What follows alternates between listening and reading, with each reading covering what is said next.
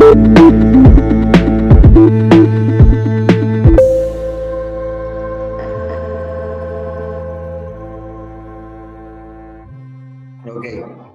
bueno, Gracias. a todos muy buenas tardes.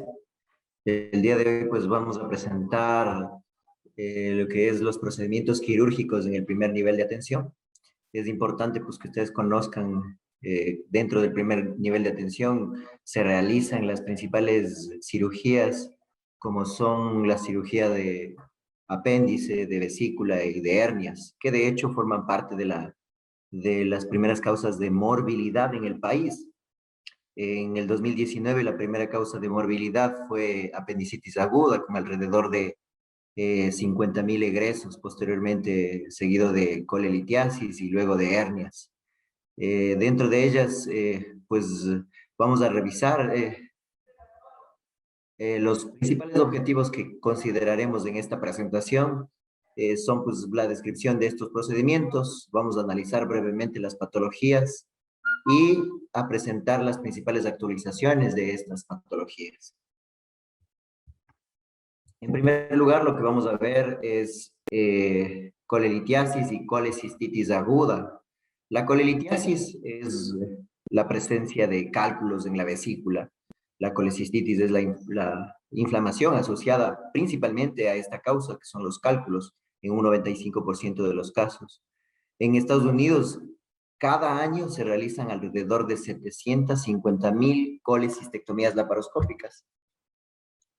El manejo pues, de la colelitiasis es la colecistectomía laparoscópica, de hecho es el gol estándar actualmente. Eh, Consideramos que inclusive en nuestro país la colelitiasis es más frecuente en mujeres que en hombres y tiene un costo importantísimo, ¿no? Alrededor de 6.5 billones de dólares.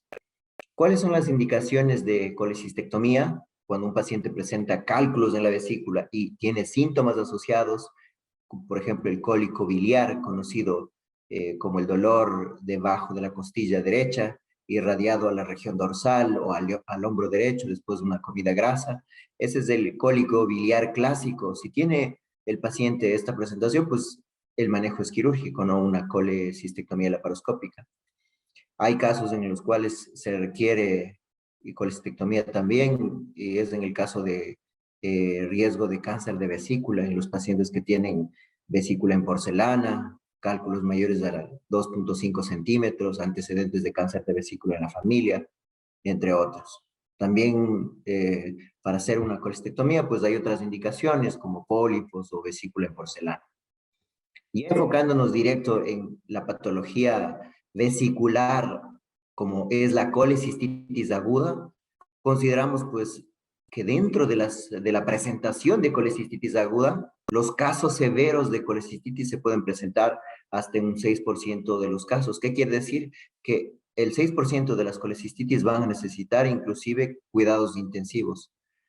Después de una CPRE, muchos de los pacientes con cálculos en la vesícula pueden migrar hacia la vía biliar principal y este paciente necesitar una CPRE para drenaje de la vía biliar y retiro de los cálculos de la vía biliar principal. Y estos pacientes tienen un riesgo de hacer colecistitis muy bajo, ¿no? Hasta el 1% de los casos. ¿Cuál es la etiología y el mecanismo de la colecistitis aguda? Principalmente la obstrucción del conducto cístico. En este esquema podemos ver pues que la vesícula, tenemos primero acá el cálculo que se ha enclavado en el conducto cístico y esto es lo que desencadena toda la patología. La vesícula sigue produciendo moco en su luz vesicular. Como la bilis tiene lecitina, se convierte en lisolecitina. La lisolecitina activa la cascada de la inflamación, produciendo múltiples factores como glandinas que van a esfacelar la mucosa de la vesícula. Va a seguirse produciendo gran cantidad de líquido, formando un hidros vesicular. Esto puede conllevar a disminución de la perfusión de la pared de la vesícula, a necrosis de la misma y excepcionalmente a perforación de la misma. Como no tiene una perfusión terminal, como es el caso de la apéndice, la vesícula raramente se perfora, en alrededor del 1 al 2% nada más. La presentación clínica de una colecistitis es con el dolor en el cuadrante superior derecho.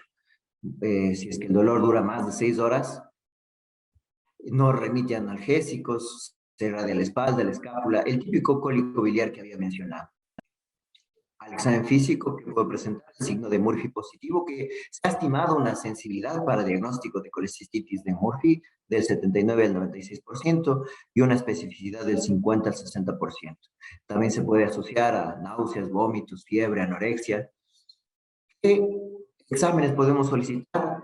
Pues una biometría en donde podemos observar leucocitosis con desviación a la izquierda, ¿no?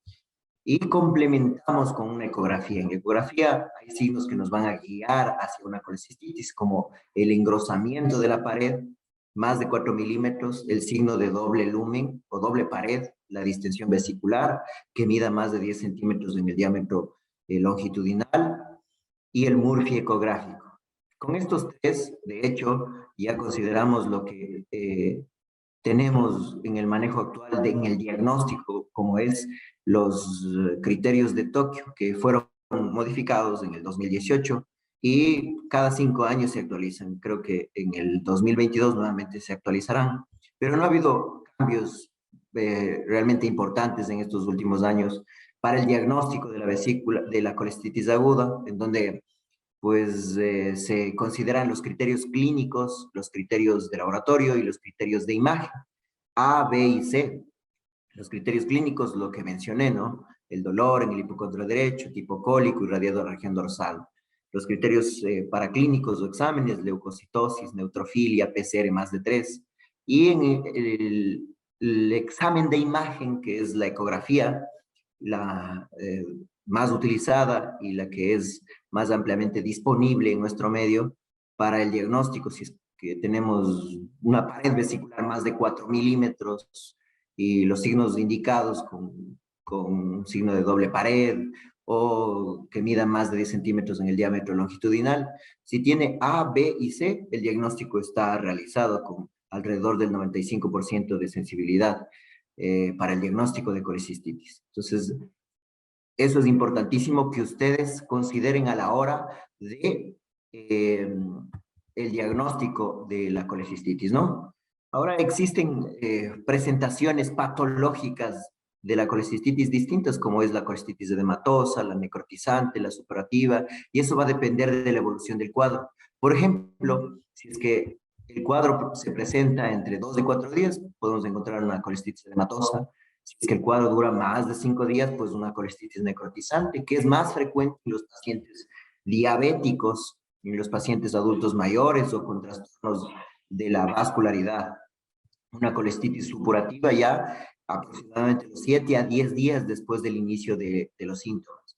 Y múltiples pacientes pueden presentar colecistitis crónica, se automedican, a veces reciben antibiótico terapia, mejora su cuadro inflamatorio inicial y se hace una colecistitis crónica con cólicos a repetición.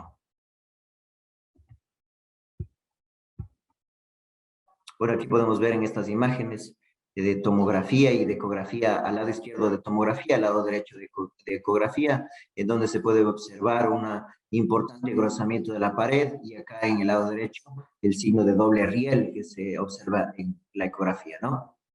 En esto, pues una correlación diagnóstica patológica y tomográfica, una colecistitis necrotizante. Aquí no se delimita adecuadamente la pared de la vesícula y situación que se puede ver en la imagen derecha, ¿no? Esta igual, esta es una colecistitis supurativa, alrededor de 7 días después del inicio de los síntomas se puede presentar estos casos. En estas otras imágenes podemos ver el engrosamiento importante igual de la vesícula biliar, ¿no? Como mencionaba, pues la perforación de la vesícula no es frecuente. De hecho, alrededor del 2% de los pacientes puede presentar una perforación de la vesícula. Esto obedece a la vascularidad, no es de circulación terminal, como por ejemplo el apéndice, que tiene el apendicular y no tiene ninguna otra colateral. En el caso de la vesícula, tiene vasos colaterales que inclusive puede recibir perfusión desde el hígado, desde los segmentos 4B o 5. Entonces, eso es lo que permite que no se perfore la vesícula con más frecuencia o que la fisiopatología no termine directamente en perforación. Y en el caso de que se perfore, pues se va a presentar una peritonitis biliar, ¿no? Que no es frecuente tampoco por el antecedente mismo ya explicado. ¿Qué se puede ver en esta imagen? Aire libre. ¿Cómo se ve en el eco? Pues como reverberancia o signos hiperecogénicos, ¿no? También se puede presentar otras formas de patología avanzadas, ya como el absceso pericolecístico o la fístula biliar. Esto ya son, si no se ha tratado el cuadro inicialmente, ¿no? Aquí podemos ver una fístula colecisto duodenal. El diagnóstico que ya les mencioné. Hola. Doc, se dejó de compartir su pantalla, pero sí lo podemos escuchar. ¿Puede Bueno, volver a compartir? ya voy a volver a compartir. En todo caso, les sigo explicando, pues dentro del diagnóstico ya mencionado, los criterios de Tokio son importantísimos para definir el diagnóstico de la colecistitis aguda. Ya les había mencionado los criterios A, B y C. Los criterios A, B y C permiten definir el diagnóstico como tal de colecistitis. Y una vez que se tiene el diagnóstico de colecistitis, hay que estadificarla. También los criterios de Tokio permiten estadificar la colecistitis, que se clasifica en grado 1, grado 2 y grado 3. La colecistitis grado 1 es la más fácil en criterios, es que no tenga ningún criterio ni de la grado 2 o la grado 3. La grado 2 debe tener cualquiera de los siguientes criterios que voy a mencionar, que tenga una masa palpable en el hipocondrio derecho, que tenga más de 3 días de evolución, o que tenga leucocitosis más de 18.000. Cualquiera de estos criterios que tenga el paciente ya se clasifica como una colecistitis grado 2. La grado 3 ya es una colecistitis asociada a fallo orgánico. Este puede ser neurológico con un Glasgow de 14 o menos, puede ser cardiovascular que requiera dosis de norepinefrina cualquiera y dopamina más de 5 microgramos kilogramo minuto, que tenga un fallo renal, es decir, que tenga más de 2 de creatinina o oligoanuria, que tenga fallo hepático con un INR más de 2, que tenga fallo hematológico con plaquetas menos de 100.000, cualquiera de estos criterios, y si el paciente tiene criterios de colecistitis previamente indicados, pues se clasifica como una colecistitis grado 3. No me permite compartir la pantalla todavía. Sí, ¿Sí me no están sé por qué no se escuchando? carga. Tal vez sí, Doc, tal vez le puede volver a colocar para compartir. O sea, desactivar y volver a colocar. Ok.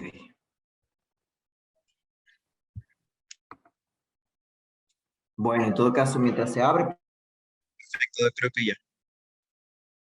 una vez que... ¿Perdón? Sí, ahora creo que ya podemos ver su pantalla. Ok, bueno, en todo caso, ya una vez que establezcamos el diagnóstico, clasifiquemos a la colecistitis, eh, depende ya el manejo, ya vamos a establecer el manejo, ¿sí? Y en los criterios de Tokio que fueron actualizados en el 2018, ya han pasado 4 años de hecho, pero son los que se manejan todavía, se agregaron unos criterios que se llaman de Charlson y el ASA, el mismo ASA que utilizan los anestesiólogos para clasificar al paciente de acuerdo a sus comorbilidades y al riesgo que pueda tener quirúrgico. ¿Están viendo la pantalla? Sí, Doc, ya podemos, gracias. Ok, entonces los criterios de Charlson son varias patologías que aquí ya tenemos, ¿no? Estos son los scores a considerar para el manejo. Recuerden, estos criterios no es necesario mantenerlos de memoria, ¿no? Sino hay que considerarlos para el manejo. Lo que mencioné, los criterios de Charlson y ASAPS, que es la clasificación de la Sociedad Americana de Anestesiología.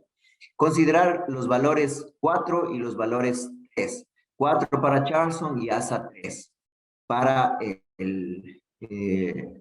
los criterios ASA. Considerar también los fallo del sistema orgánico favorable. Tal vez esto llame la atención. A pesar de que el paciente pueda tener un fallo cardiovascular o un fallo renal, diagnosticamos colecistitis y tiene fallo cardiovascular y fallo renal, estos fallos se han observado en múltiples pacientes que son rápidamente reversibles después de un ingreso y una buena hidratación, un buen manejo inicial. Y estos pacientes, antes, si es que tenían colecistitis grado 3 y cualquier fallo, pues les hacían solo colecistostomía. Sin embargo, estos pacientes que tengan fallo cardiovascular o fallo renal pueden ser candidatos para una colecistectomía precoz. Obviamente en un lugar, en un centro donde pueda manejarse adecuadamente, ¿no? Donde tenga disponibilidad del laparoscopio, donde el cirujano se ha entrenado en colecistitis complejas, porque ese tipo de colecistitis van a ser bastante complejas, pero es importante el concepto que estos fallos, tanto cardiovascular como renal, son reversibles si se maneja adecuadamente el paciente con colecistitis. Y los fallos predictivos negativos, ¿cuáles han sido considerados? Los pacientes que tienen bilirrubina más de 2, disfunción neurológica o disfunción respiratoria. Estos pacientes, pues, si es que tienen estos fallos predictivos negativos, no son buenos para hacerle colestectomía temprana, sino hay que hacer una colecistostomía y diferir la colecistectomía alrededor de 45 días después de que el paciente supere el problema, ¿sí? Eso sería en general con los criterios mencionados, pero en una grado 1, ¿qué le hacemos? Este paciente va a ser beneficiado de una colecistectomía temprana, es decir, en la hospitalización. En la grado 2, considerar los factores que ya mencioné. Si tiene Charlson menos de 4 y ASA-PS menos de 3, el paciente va a ser beneficiado de una colecistectomía temprana. Pero si tiene Charlson más de 4 o ASA-PS más de 3, drenaje biliar urgente, es decir, una colecistostomía, solo colocar un drenaje en la vesícula y diferir la colecistectomía a los 45 días después de que supere el problema. Y la grado 3 pues ya fue indicada, ¿no? Antes estos pacientes eran directamente solamente para colecistostomía, pero si es que tienen fallos reversibles como el cardiovascular y el renal y no tienen los fallos como la hiperbilirrubinemia, fallo neurológico, fallo respiratorio, serán beneficiados de colecistectomía temprana. El resto no, y será solamente necesaria una colecistostomía. Esos son realmente los últimos cambios que han habido en el manejo de la colecistitis aguda, ¿sí? En el 2020, pues la Sociedad Mundial de Cirugía de Emergencia también publicó su actualización. De hecho, es así, publica Tokio y luego publica la Sociedad Mundial de Cirugía de Emergencias. Los cambios no han sido mayores tampoco, solo que esta sociedad agrega al algoritmo de manejo siempre descartar que el paciente no tenga coledocolitiasis. Una vez que se descarte que no tenga coledocolitiasis, para eso existen unos criterios de la ASGE, de la Sociedad Americana de Gastroenterología, en donde se va a considerar el diámetro de la vía biliar, en donde se va a considerar la bilirrubina, se va a considerar si tiene pancreatitis, se va a considerar inclusive la edad. Bueno, eso es ya para otro tipo de exposición, no es menester mencionarlos en este momento. Entonces, lo que quiero agregar es que esta Sociedad Mundial de Cirugía de Emergencia agrega eso, es decir, la estratificación.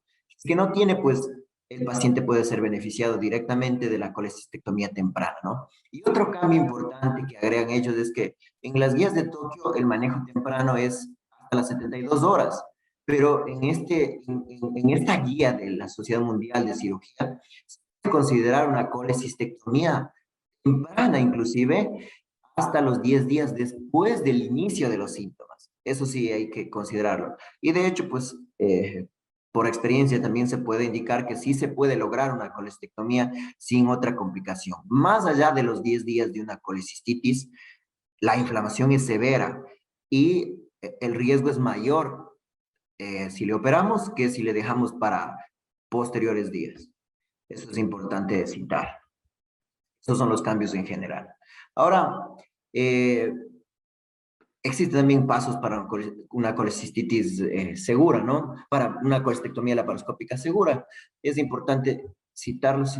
Tengo bastante problema, creo que con el internet, para mostrarles las imágenes. Ahí sí se puede ver, ¿verdad? Sí, Doc, sin problema. Ok, entonces aquí observamos, voy a explicarles rápidamente en estas imágenes lo que se hace normalmente para hacer una colestectomía segura. Observamos aquí en la imagen A que la vesícula está distendida, resulta difícil inclusive sujetarla. Ahí se recomienda puncionar y drenar. Una vez que le drenemos, pues va a ser más fácil manipular la vesícula. Entonces, este es el primer paso de seguridad a realizar. Segundo, una exposición adecuada. En la B podemos ver que la tracción es hacia arriba y hacia el hombro derecho. Tercero, siempre ir por arriba del surco de Rubier, ¿sí? El surco de Rubier es el límite por donde pasa el hepático derecho. Si es que estamos por debajo, tenemos riesgo de lesionar el hepático derecho, la vía biliar principal, entonces la disección siempre va a ser por arriba del surco de Rubier. Tercero, tratar de mantenerse superficial en la vesícula sin introducir los instrumentos hacia la luz de la vesícula porque un derrame de bilis va a obstaculizar la visión y eso puede convertirse en un problema también. En la imagen E ya podemos ver que ha logrado una ventana bastante importante en el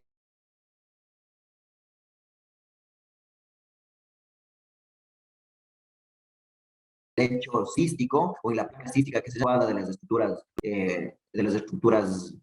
de la visión crítica de seguridad que se denomina. Y finalmente, pues aquí ya se están viendo dos estructuras que ingresan en la vesícula, ¿no? Esta es la arteria cística y el más grueso es el conducto cístico. Una vez que identifiquemos eso y no haya ninguna otra estructura, pues ya podemos hacer el clipeo tanto de la arteria como el conducto cístico y la colecistectomía, ¿sí? Ahí se pudo resumir ya cómo realizar una colecistectomía segura. Este es un video, pues, en donde se está explicando también la colestectomía segura, que pues con motivo de tiempo, para poderles explicar los dos procedimientos que también se realizan en atención primaria y como ya les he explicado las imágenes, pues vamos a pasar este video, ¿sí? Aquí solamente para indicar cómo se ve la visión crítica de seguridad, la arteria como el conducto, tanto la vista lateral como la medial. Aquí en estas imágenes se debería ver antes de clipar las estructuras. También son videos para demostrar cómo se debería realizar tanto la visión lateral como medial. Recordar que la anatomía normal conocida solo se va a presentar en un 57% de los casos. El resto puede haber variaciones anatómicas que hay que considerarlas para que no haya lesiones. Se puede utilizar colangiografía o verde dentocianina, que actualmente se maneja para no lesionar las estructuras. Hay que considerar una pausa momentánea, cuando hay algo de riesgo, reconocer, detenerse, y se recomienda pues a los colegas cirujanos cuando haya situaciones difíciles pedir ayuda, ¿no? Esto es en general dentro de las actualizaciones de la patología biliar, ¿sí? Que es de hecho la segunda causa de morbilidad en nuestro país. La apendicitis aguda es la primera causa de morbilidad de nuestro país. Como mencioné, los últimos datos publicados en general, más de 50,000 casos al año egresados en forma general por apendicitis aguda, ¿sí? Para esto vamos a citar igual una guía, un análisis de la Sociedad Mundial de Cirugía General. Se conocen como guías de Jerusalén, publicadas en el 2016 por primera vez y se van actualizando cada 4 años, ¿no? ¿Qué es importante de esto? No vamos a entrar en la fisiopatología, sino más bien en lo que puede servirles a ustedes en la parte de medicina rural, ¿sí? Es importante para el diagnóstico que consideremos ciertas herramientas como los criterios de Alvarado, ¿sí? Pero hay que considerarlo que este score para diagnóstico más bien sirve para excluir apendicitis, no para diagnóstico. Si tenemos un Alvarado de 5 o menos, se puede excluir con seguridad apendicitis, ¿sí? Es decir, mandarle a casa al paciente. Recordar que para definir el score de Alvarado existe una mnemotecnia que es MANTRALS. M de migración del dolor, A de anorexia, N de náusea, T de tenders, que significa rebote, elevación de los neutrófilos, leucocitosis y sensibilidad en la fosa ilíaca derecha, que sería el McBurney, ¿no? Esta mnemotecnia, recuérdenla para no olvidarse. Si no, pues recuerden criterios de Alvarado y pueden buscar ahora con la facilidad del internet para aplicar en su paciente que puede venir con dolor abdominal, migración del dolor, náusea. pero recordar que esta clasificación es más para excluir apendicitis. Ahora, este otro score, que es el AIR, apendicitis o respuesta inflamatoria en la apendicitis, este se ha demostrado que es más útil en general para el diagnóstico en población adulta, ¿sí? Sin embargo, en los niños existe también el ASS, que es otro score. Existen alrededor de 10 a 12 scores para apendicitis. Lo que les puedo indicar es que estos dos, el de Alvarado para excluir apendicitis y el AIR para diagnóstico de apendicitis, son los que ustedes deberían considerar para llevarse a casa y utilizarlo de manera rutinaria, por así decirlo, en sus pacientes que vengan con dolor abdominal y sospecha de apendicitis, ¿sí? Aquí solamente por citarlo, voy a compartir igual la presentación con ustedes para que lo repasen, cómo interpretar, cuáles son los criterios que deben considerar para la escala de AIR, sobre todo, que es la más útil, ¿no? Considerar que un paciente que tiene más de 9 puntos necesita cirugía. Entre 5 y 8 puntos, observación y puede ameritar un examen de imagen. En el caso del diagnóstico por imágenes, pues, como ya vimos, requiere más del paciente que tiene riesgo intermedio para apendicitis, ¿sí? El uso de ultrasonografía, más del score AIR, puede inclusive reemplazar a la tomografía. Y de hecho, una buena anamnesis, ¿sí? Y una buena aplicación de estos scores pueden diagnosticar una apendicitis en más del 90% de los casos, ¿sí? En pacientes con signos o síntomas fuertes, así como score alto riesgo y que sea menos de 40 años, no se recomienda, de hecho, ningún examen de imagen, ¿sí? Eso considerarlo. A veces estamos acostumbrados a todos los pacientes con sospecha de apendicitis en mandarles a hacer una ecografía y más aún una tomografía, no requiere. Una buena anamnesis y un buen examen físico va a ser suficiente. Aplicados también a los scores ya indicados que tienen buena utilidad demostrada, inclusive estadísticamente, ¿no? Actualmente, en el manejo no quirúrgico ha habido cambios importantes. Pues a nivel mundial se sabe que el manejo quirúrgico es el estándar del apendicitis. Sin embargo, en los lugares donde disponen de exámenes de imagen adecuada, de seguimiento adecuado, y sobre todo en donde se pueda diagnosticar mediante tomografía, esto sí requiere como requisito prácticamente una tomografía para hacer un manejo no quirúrgico de la apendicitis, el paciente no debería tener una apendicitis complicada, es decir, que no sea, que no esté necrosada, que no esté perforada, ni tenga absceso, que no tenga un apendicolito dentro de la luz del apéndice. Ese es otro criterio importante para hacer manejo no quirúrgico. Y sin embargo, la recurrencia de una apendicitis a los 5 años es bastante alta, como ven, alrededor del 40%. Pero existe. En nuestro medio, yo creo que no podría recomendar esto aún. Hay múltiples pacientes que pueden salir con ese diagnóstico, ir a casa y venir complicados y empeorar el cuadro, ¿no? Entonces, no recomendaría esto en nuestro medio al menos, ¿sí? No sugerido tampoco en el embarazo y en el flegmón organizado. Estos pacientes, de hecho, van a requerir en el flegmón organizado un drenaje percutáneo.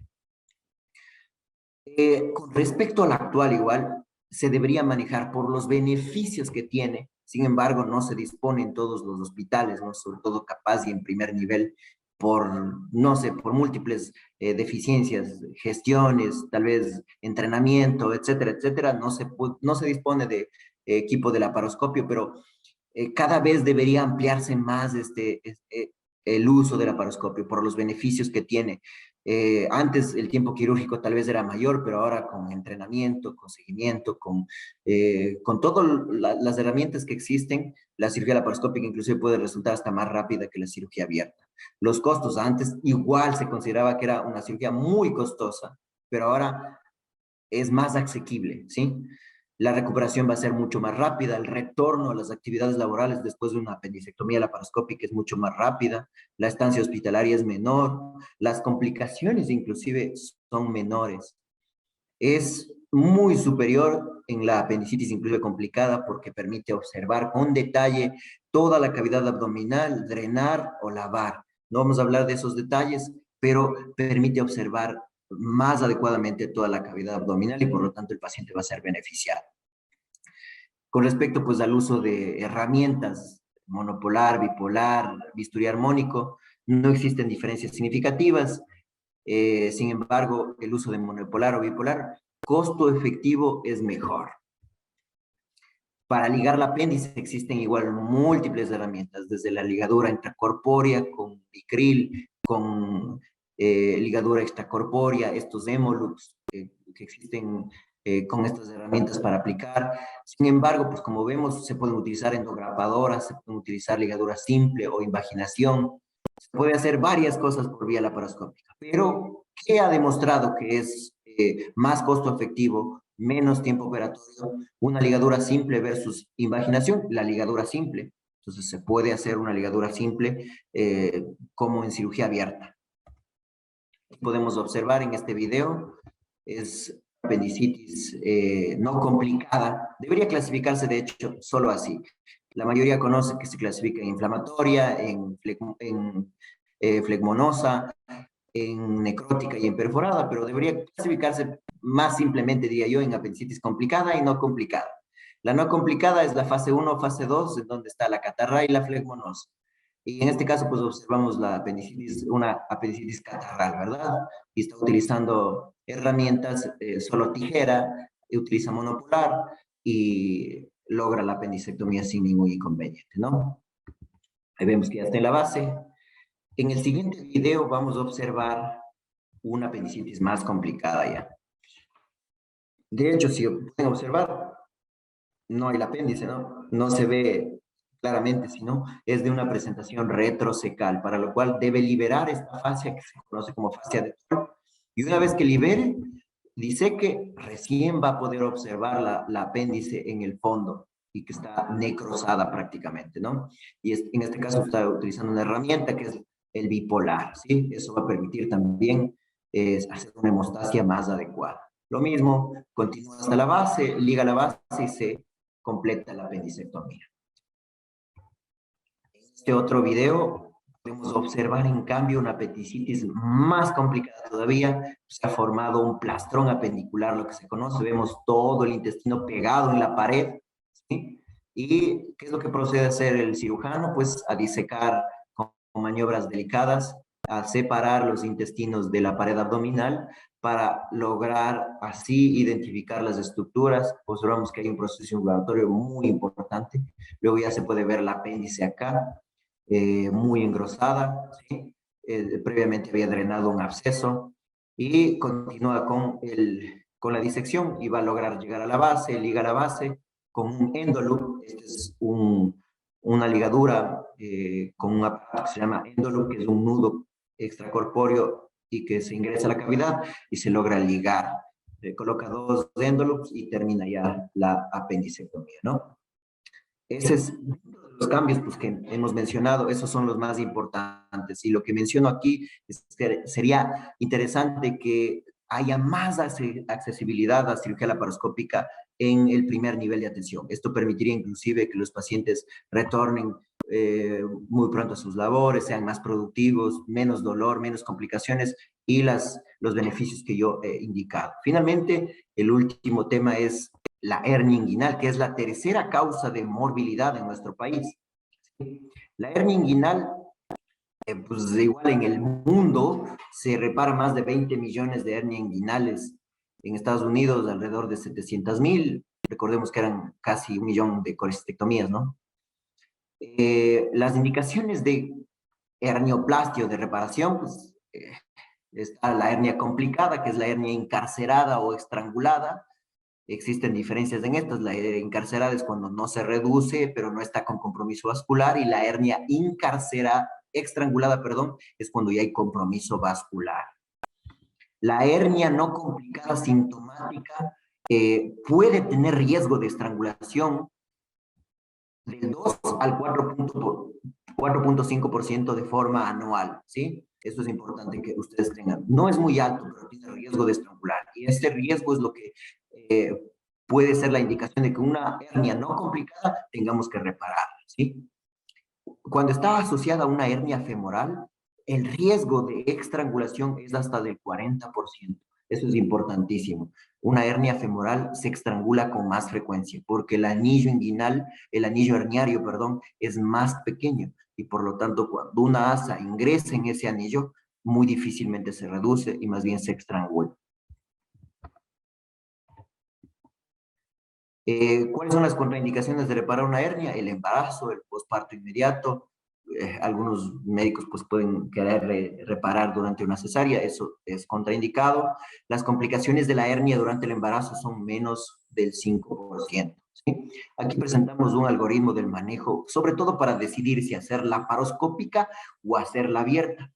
Es un algoritmo en general que le hago algunas críticas realmente, porque ya no son definitivas estas indicaciones. Por ejemplo, este autor indica que si es que el paciente tuvo una hernia grande o una prostatectomía o una histerectomía o una cesárea, el paciente no sería candidato para cirugía laparoscópica. Realmente no comparto yo esa idea porque se puede hacer por laparoscopía.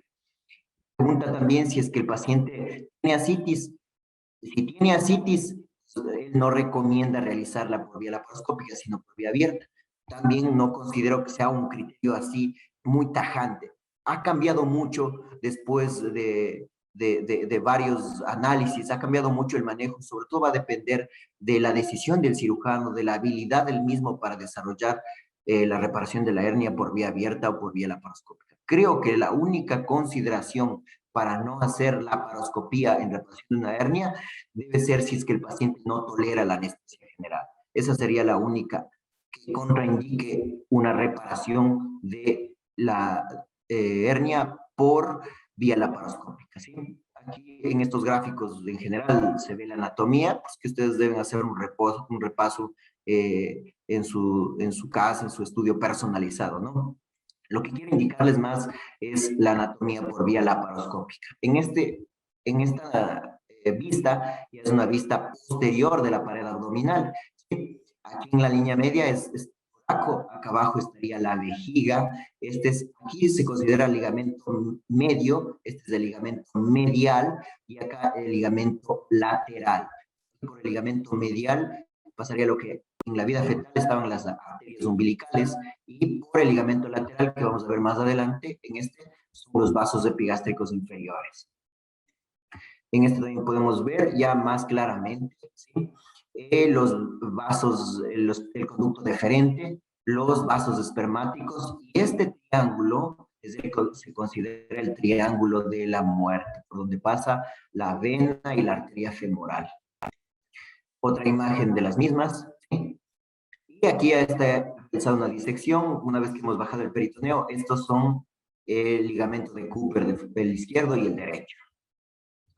Aquí sería el lado derecho, este ligamento de Cooper, aquí están los vasos y nervios obturadores.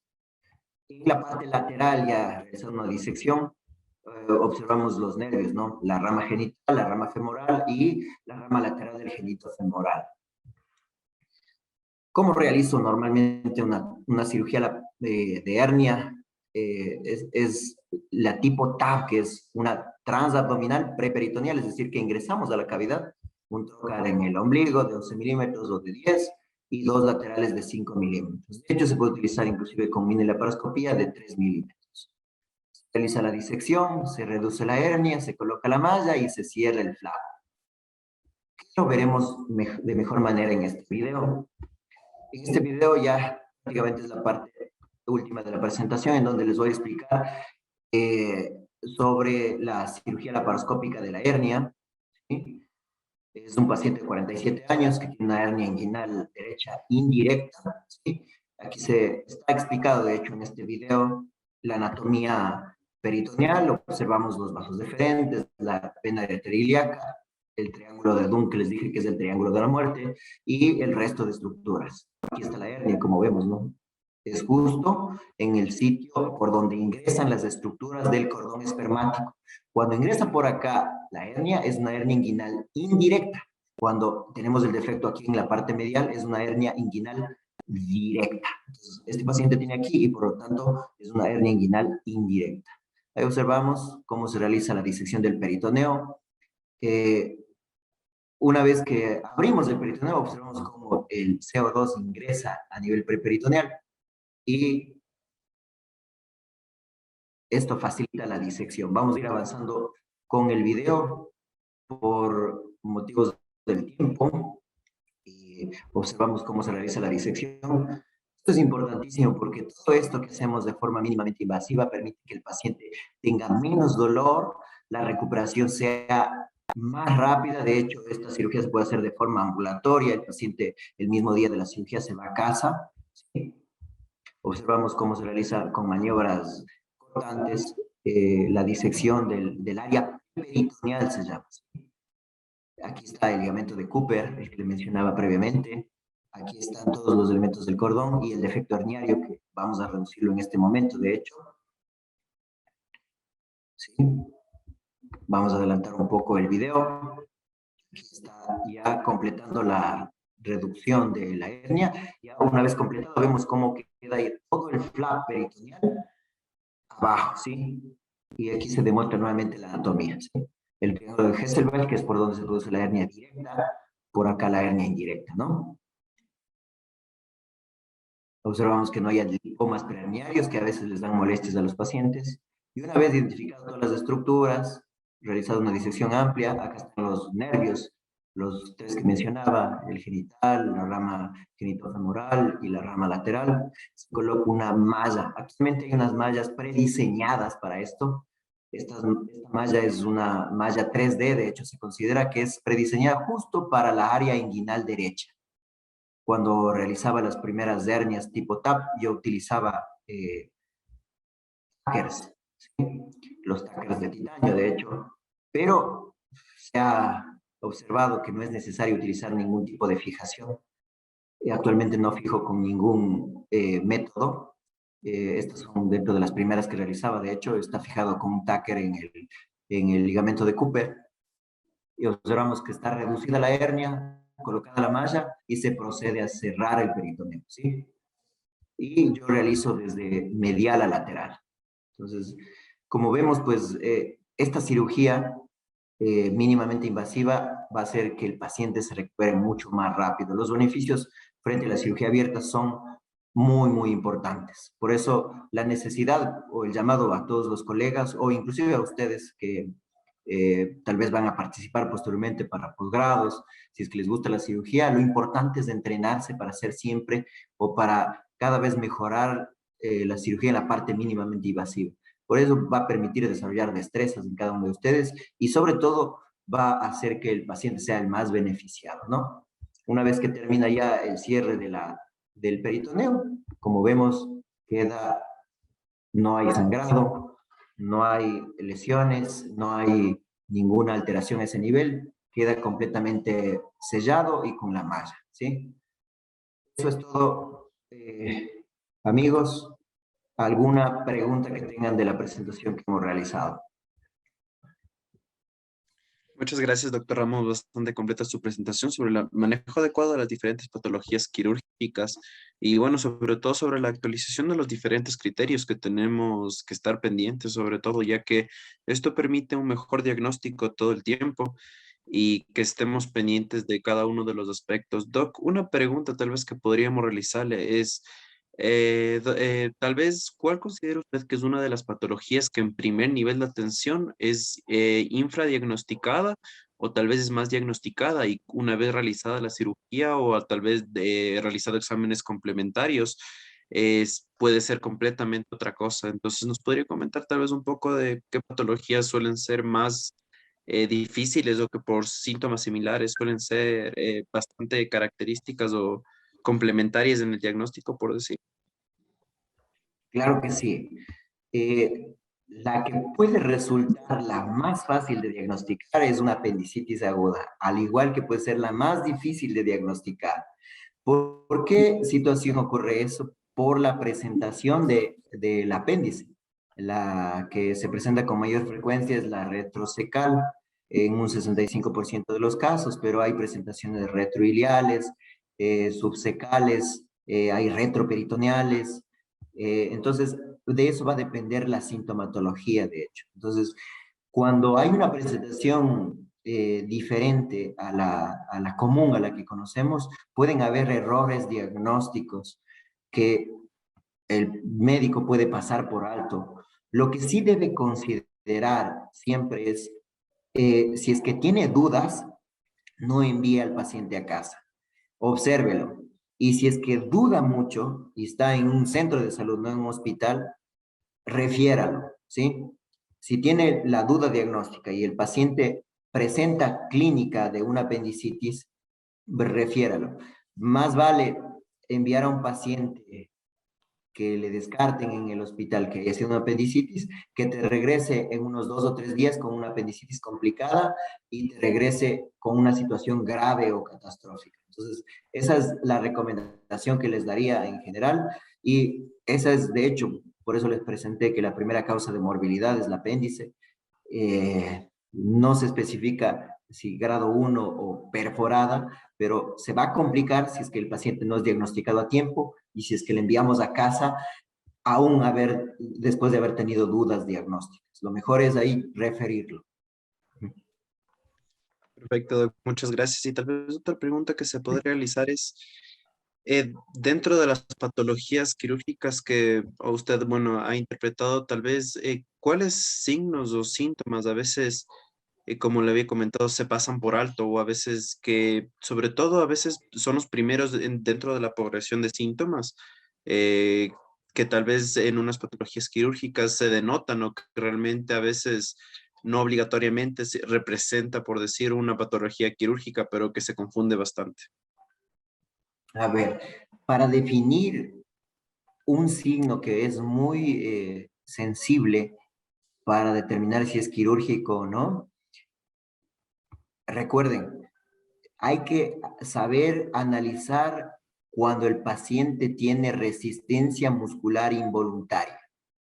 Ese es un signo muy característico. Si el paciente presenta ese signo, ese paciente es muy probablemente quirúrgico. Después, claro, de asociar a la sintomatología, a la anamnesis a la clínica, ¿no? Pero si a un paciente ustedes le palpan y presenta reacción muscular involuntaria, ese signo es muy sugestivo de que puede tener algún problema quirúrgico. No pueden llegar al diagnóstico que sea apendicitis, no colecistitis o que sea un problema intestinal de una perforación, pero eso determina de que el paciente sea quirúrgico o no.